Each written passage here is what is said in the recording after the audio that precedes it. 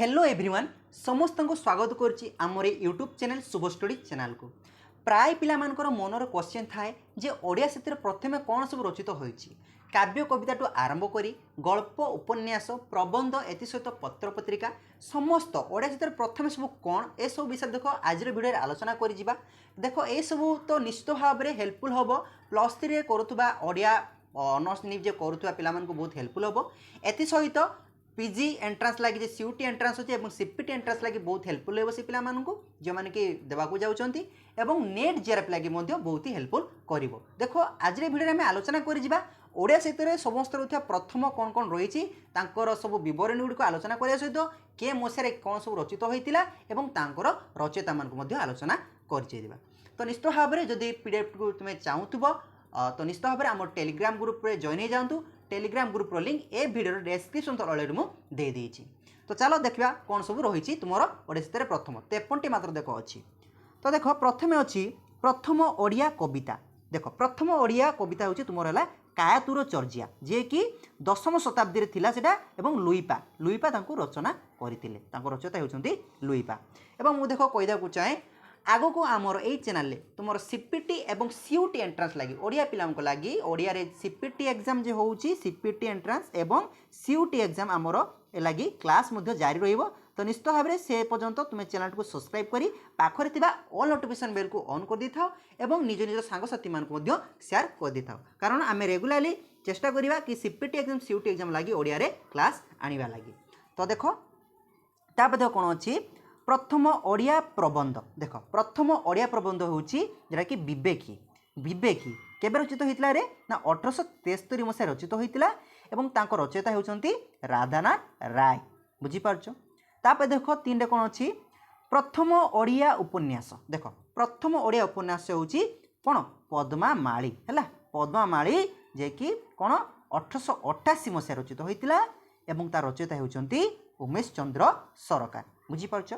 देख प्रथम ओडिया उपन्यास देख पद्ममाली गोटे ग्रहण करा जाए एवं आ गोटे को मध्य 6 माण 8 गुंठ मध्य ग्रहण करा जाए हैला। तो 6 माण 8 गुंठ होची सेटा गोटे सामाजिक उपन्यास। तापर देख कोन अछि ओडियार जे अछि नायक ओडिया नायक प्रथम जे होची बा ओडिया जे नाटक जेरा हम कहि परिबा जे नाटक होची तुमरो कोन बाबाजी हैला एवं ताहा 1887 मसीह रचित होइतिला एवं ताहाकू जगमोहन जे कि अछंती ताकू रचना करथिले जगमोहन कर। तापर देखो 5 रे कोन अछि ओडिया एकांकिका हैला ओडिया एकांकिका प्रथम कोन होची ना जीवित दर्पण कोन रे ओडिया एकांकिका होची तुमरो जीवित दर्पण जे कि कोन केबे हितला रचयिता ना 1937 मसीहा रचित होइतिला एवं के रचना करथिले कालीचरण पट्टनायक। तापर देखो 6 रे कोन अछि ओडिया क्षुद्र गल्प ओडिया प्रथम ओडिया क्षुद्र गल्प होची तुमरो रेवती एवं कौन केबे हितला ना 1898 मसीह फकीरमोहन सेनापति रचयिता करथिले। तापर देखो 7 रे कोन अछि ओडिया प्रथम ओडिया भ्रमण कहानी होचंती कलिकता वर्णना 1875 रे गोविंद राम कौन आकु रचना करथिले बुझी पारछो। तापर देखो 8 रे कोन अछि प्रथम ओडिया आत्मजीवनी होची आत्मचरित केबेटा हितला ना 1918 मसीह फकीरमोहन सेनापति आकु रचना करथिले। तापर देखो कोन अछि प्रथम ओडिया जीवनी होची कोन जगन्नाथ चरित्रामृत एवं यह 1800 शताब्दी रे दिवाकर दास द्वारा रचित होइतिला। तापर देखो 10 रे कोन अछि ओडिया जे संवादपत्र प्रथम ओडिया संवादपत्र होची उत्कल दीपिका एवं यह 1866 मसीह गौरीशंकर राय द्वारा कोन हितला प्रकाशित होइतिला। तापर देखो कोन अछि 11 ओडिया साहित्य पत्रिका प्रथम ओडिया साहित्य पत्रिका होची उत्कल दर्पण कोन रे उत्कल दर्पण यह 1873 मसीह इंद्रवल्लभ भट्टाचार्य द्वारा प्रकाशित होइतिला। तापर देखो 12 रे कोन अछि प्रथम उत्कल साहित्य समालोचना होचंती इंद्रधनु एवं यह 1893 मसीह गौरीशंकर राय द्वारा प्रकाशित होइतिला। तापर देखो कोन अछि 13 रे ओडिया अनुवाद साहित्य प्रथम ओडिया अनुवाद साहित्य देखो कौन होची ना जीवन चरित कहार ना फकीरमोहन सेनापति। तापर देखो 14 कौन अच्छी ओडिया लोक साहित्य संग्राहक प्रथम ओडिया लोक साहित्य संग्राहक होचंती କ'ଣ କପିଳେଶ୍ୱର ବିଦ୍ୟାଭୂଷଣ ନନ୍ଦ। ବୁଝିପାରୁଛ କପିଳେଶ୍ୱର ବିଦ୍ୟାଭୂଷଣ ନନ୍ଦ ଯିଏକି ପ୍ରଥମ ଓଡ଼ିଆ ଲୋକ ସାହିତ୍ୟର ସଂଗ୍ରାହକ। ତାପରେ କ'ଣ ଅଛି ପ୍ରଥମ ଓଡ଼ିଆ ପତ୍ରିକା। ପ୍ରଥମ ଓଡ଼ିଆ ପତ୍ରିକା ହେଉଛି ତୁମର କ'ଣ ଜ୍ଞାନାରୁଣ। ଜ୍ଞାନାରୁଣ ଯେଉଁଟାକି 1948 ମସିହାରେ ରଚିତ ହୋଇଥିଲା। ତାପରେ ଦେଖ 16ରେ କ'ଣ ଅଛି ଦୈନିକ ସମ୍ବାଦପତ୍ର। ଦୈନିକ ସମ୍ବାଦପତ୍ର ପ୍ରଥମ ଯେଟା ରହିଥିଲା ସେଇଟା କି ଆଶା ଏବଂ ଏହା 1928 ମସିହାରେ ଶଶିଭୂଷଣ ରଥଙ୍କ ଦ୍ୱାରା ପ୍ରକାଶିତ ହୋଇଥିଲା। ଭଲକିନା ମନେ ରଖିବ ପ୍ରଥମ ଓଡ଼ିଆ ସମ୍ବାଦପତ୍ର ଯେଉଁଟା ଦୈନିକ ସେଇଟା ହେଉଛି ଆଶା। ତାପରେ ଦେଖ କ'ଣ ଅଛି ଯେ ପ୍ରଥମ ଉଦ୍ଭଟ ନାଟକ ଯେଉଁଟାକି ପ୍ରଥମ ଉଦ୍ଭଟ ନାଟକ ହେଉଛି ଆଗାମୀ 1950 ମସିହାରେ ମନୋଜ ଦାସଙ୍କ ଦ୍ୱାରା ରଚିତ ହୋଇଥିଲା।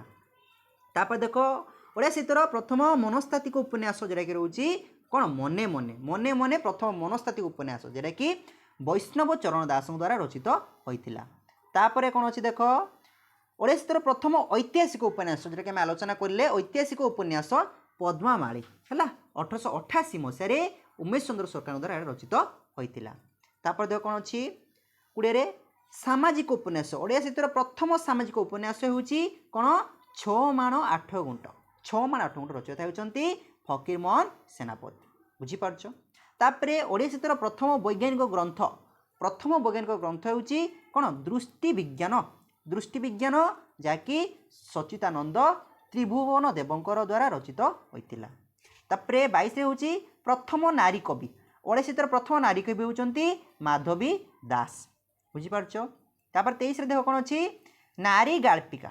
ନାରୀ ଗାଳ୍ପିକା ହେଉଛନ୍ତି ତୁମର ରେବା ରାୟ ହେଲା ଏବଂ ପ୍ରଥମ ରାଣୀ ରେବା ରାୟ ଏବଂ ଶକୁନ୍ତଳାକୁ ମଧ୍ୟ ଗ୍ରହଣ କରାଯାଏ। ତାପରେ 24ରେ ଦେଖ କ'ଣ ଅଛି ନାରୀ ନାଟ୍ୟକାର। ପ୍ରଥମ ନାରୀ ନାଟ୍ୟକାର ହେଉଛନ୍ତି ସୀତାଦେବୀ ଖାଡ଼ଙ୍ଗା ହେଲା। ତାପରେ ଦେଖ କ'ଣ ଅଛି 25ରେ ଯେ ପ୍ରଥମ ନାରୀ ଚରିତ୍ର ଭୂଷଣ ବୃତ୍ତାନ୍ତ କ'ଣ ନା ସେଟା କି ବିଲାତ ପ୍ରଭାସ। ବିଲାତ ପ୍ରଭାସ ଯେଉଁଟାକି ଶୈଳବାଳା ଦାସଙ୍କର। ତାପରେ 26ରେ କ'ଣ ଅଛି ଓଡ଼ିଆ ସାହିତ୍ୟର ଇତିହାସ। ପ୍ରଥମ ଓଡ଼ିଆ ସାହିତ୍ୟର ଇତିହାସ ହେଉଛି ଉତ୍କଳ ସାହିତ୍ୟର ଇତିହାସ ହେଲା ତାରିଣୀ ଚରଣଙ୍କର। ତାପରେ 27ରେ କ'ଣ ଅଛି ପ୍ରଥମ ଓଡ଼ିଆ କାବ୍ୟ। ପ୍ରଥମ ଓଡ଼ିଆ କାବ୍ୟ ହେଉଛି ତୁମ ରାମ ବିବାହ ଯାହାକି ଅର୍ଜୁନ ଦାସଙ୍କ ଦ୍ୱାରା ରଚିତ ହୋଇଥିଲା। ଦେଖ 28ରେ କ'ଣ ଅଛି ନା ଆଧୁନିକ କାବ୍ୟ। ପ୍ରଥମ ଆଧୁନିକ କାବ୍ୟ ହେଉଛି ମହାଯାତ୍ରା ଏବଂ ଏହା ରାଧାନାଥ ରାୟ ରଚନା କରିଥିଲେ। ତାପରେ ଦେଖ 29ରେ କ'ଣ ଅଛି ପ୍ରଥମ ରଙ୍ଗମଞ୍ଚ। ପ୍ରଥମ ରଙ୍ଗମଞ୍ଚ ହେଉଛି ଓଡ଼ିଆ ସାହିତ୍ୟରେ ରାଧାନାଥ ରଙ୍ଗମଞ୍ଚ ଏବଂ ଏହା 1875 ମସିହାରେ ଜଗମୋହନ ଲାଲାଙ୍କ ଦ୍ୱାରା ନିର୍ମିତ ହୋଇଥିଲା। ତାପରେ ଦେଖ ଓଡ଼ିଆ ସାହିତ୍ୟର ପ୍ରଥମ ପ୍ରେସ୍ ହେଉଛି ମିଶନ ପ୍ରେସ୍। ଏହା 1837 ମସିହାରେ ହୋଇଥିଲା। ତାପରେ ଦେଖ କ'ଣ ଅଛି ଓଡ଼ିଆ ସାହିତ୍ୟର ପ୍ରଥମ ଚଳଚ୍ଚିତ୍ର। ଓଡ଼ିଆ ସାହିତ୍ୟର ପ୍ରଥମ ଚଳଚ୍ଚିତ୍ର ହେଉଛି ସୀତା ବିବାହ ଏବଂ ଏହା କାମପାଳ ମିଶ୍ର ଦ୍ୱାରା ରଚିତ ହୋଇଥିଲା। ତାପରେ 32ରେ କ'ଣ ଅଛି ଦେଖ ଓଡ଼ିଆ ସାହିତ୍ୟ ଏକାଡେମୀ ପୁରସ୍କାର। ପ୍ରଥମ ଓଡ଼ିଆ ସାହିତ୍ୟ ଏକାଡେମୀ ପୁରସ୍କାର କିଏ ପାଇଥିଲେ ନା ଉପେନ୍ଦ୍ର ମହାନ୍ତି ଯିଏକି ବୁଝିପାରୁଛ ପାଇଥିଲେ ହେଲା। କ'ଣ ନା ଉପେନ୍ଦ୍ର ମହାନ୍ତି ତାଙ୍କର ଯେ ରହୁଛି ଦିলীପ ଯେ କାବ୍ୟ ରହିଛି 1853 ମସିହାରେ। ତାପରେ ଦେଖ କ'ଣ ଅଛି ଯେ କେନ୍ଦ୍ର ସାହିତ୍ୟ ଏକାଡେମୀ। ପ୍ରଥମ କେନ୍ଦ୍ର ସାହିତ୍ୟ ଏକାଡେମୀ ପୁରସ୍କାର ହେଉଛି ଦେଖ ଜାଣିପାରୁଥିବ ଯେ ରହୁଛି ଗୋପୀନାଥ ମହାନ୍ତି ପାଇଛନ୍ତି ମାଟି ମୋଟାଳ ଉପନ୍ୟାସ ଲାଗି କେବେ ନା 1973 ମସିହାରେ। ତାପରେ ଦେଖ କ'ଣ ଅଛି ନା ସାରଳା ଦାସ ଯେ ସାରଳା ପୁରସ୍କାର ତୁମ ପ୍ରଥମ ସାରଳା ପୁରସ୍କାର ବିଜେତା ହେଉଛନ୍ତି ସୁରେନ୍ଦ୍ର ମହାନ୍ତି ଏବଂ କ'ଣ ନା ସେଟା ହେଉଛି ତୁମର 1980ରେ ସିଏ ପାଇଥିଲେ ସାରଳା ପୁରସ୍କାର ଯେ କି ରହୁଛି ସୁରେନ୍ଦ୍ର ମହାନ୍ତିଙ୍କର କୁଳବଧୂ। ବୁଝିପାରୁଛ। ତାପରେ ଦେଖ ତାପରେ 35 ଦେଖ କ'ଣ ଅଛି ପଦ୍ମଶ୍ରୀ ପୁରସ୍କାର। ପଦ୍ମଶ୍ରୀ ପୁରସ୍କାର ଦେଲେ କ'ଣ ହେବ ନା ପ୍ରଥମ ପଦ୍ମଶ୍ରୀ ପୁରସ୍କାର ହେଉଛନ୍ତି ଲକ୍ଷ୍ମୀ ନାରାୟଣ ସାହୁ ଯିଏକି 1955 ମସିହାରେ ବିଜେତା ପ୍ରାପ୍ତି ହୋଇଥିଲେ। ତାପରେ 36 ନମ୍ବର ଦେଖ ପ୍ରଥମ ମୂର୍ତ୍ତିଦେବୀ ପୁରସ୍କାର ଯିଏକି ପ୍ରତିଭା ରାୟ ଜାଗସିନୀ ଉପନ୍ୟାସ ଲାଗି ପାଇଛନ୍ତି। ତାପରେ ଦେଖ 37 କ'ଣ ଅଛି ପ୍ରଥମ ସରସ୍ୱତୀ ପୁରସ୍କାର ହେଲା ରମାକାନ୍ତ ରଥ କ'ଣ ନା ଶ୍ରୀ ରାଧା ପାଇଁ 1992 ମସିହାରେ ପାଇଥିଲେ। ତାପରେ ପ୍ରଥମ ଅତିବଡ଼ି ପୁରସ୍କାର ଯିଏକି କିଏ ପାଇଥିଲେ ନା ରାଧାମୋହନ ଗଡ଼ନାୟକ କେବେ ନା 1992 ମସିହାରେ। ତାପରେ ଦେଖ କ'ଣ ଅଛି ପ୍ରଥମ ଶିଶୁ ପତ୍ରିକା। ପ୍ରଥମ ଶିଶୁ ପତ୍ରିକା ହେଉଛି ତୁମର ପ୍ରଭାତ ଯାହାକି 1909 ମସିହାରେ ହେଇଥିଲା ଏବଂ ଏହା ରଚନା କରିଥିଲେ ରେବା ରାୟ। ବୁଝିପାରୁଛ। 40 ଦେଖ କ'ଣ ଅଛି ସମାଲୋଚନା। ପ୍ରଥମ ସମାଲୋଚନା ପୁସ୍ତକ କହିବା ଯଦି ଶ୍ରୀ ଭାରତ ଦର୍ପଣ ଗୋପୀନାଥ ନନ୍ଦ ଶର୍ମାଙ୍କର।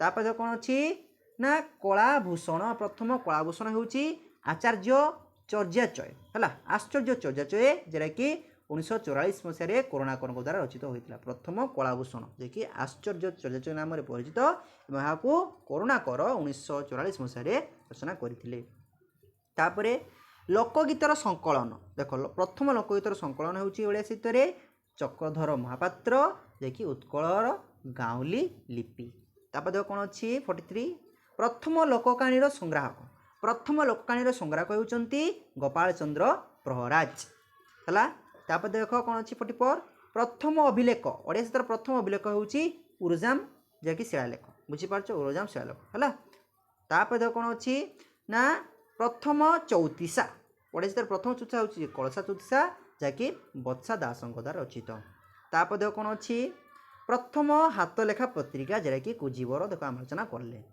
तापर देख 47 कौन अच्छी प्रथम व्यंग्य काव्य देख प्रथम व्यंग्य काव्य हूँ दरबार जे कि राधानाथ राय द्वारा रचित तापर 48 देख चतुर्दशी पदी कविता है प्रथम चतुर्दशी पदी कविता जे कि बसंत गाथा जे कि रचयिता होती मधुसूदन राव तापर 49 देख ओडिशार इतिहास प्रथम ओडिशार इतिहास होती पारिमोहन आचार्य जे कि 1875 मसीह रचित करथिले प्रथम अभिधान रचयिता होती कौन ना जे कि आमोई सटरी जे कि 1848 मसीह रचित तापर देखो कौन अच्छी 51 प्रथम कोइली कोइली कौन ना केशव कोइली और यह मार्कंड दास द्वारा रचित होता तापर 52 देख महाविद्यालय ओडिया साहित्यर प्रथम महाविद्यालय हूँ रेवेन्सा महाविद्यालय जैकि 1978 मसीह स्थापित होता तापर लास्ट क्वेश्चन देख कौन अच्छी जे ओडिशार जे कि ओडिया साहित्य रोचे ओडियार